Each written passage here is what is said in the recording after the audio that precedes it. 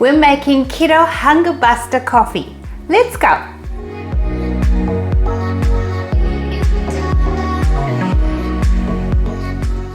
This coffee recipe is perfect for you if you find that you're very hungry on keto or you're learning to do intermittent fasting. We add ingredients to make you fuller for longer, and it has a really rich and creamy taste. There's not much more I can say about coffee, but let's get into the recipe now.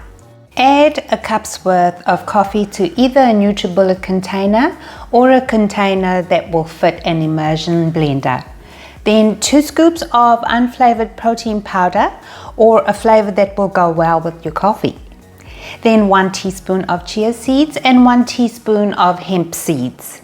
Now we're going to blend. Add the coffee to your coffee cup and top it off with some almond milk and add sweetener if that's how you like it. A final stir and that's it. By the way, if you're not a coffee person, you could totally have a full glass of warm milk, especially during the winter or cold months. Or if you love protein shakes, you could just add the hemp seeds and chia seeds to your protein shake and you will achieve the same result. I hope you get to try it and do let me know what you think. Thank you so much for watching. Stay safe and be well.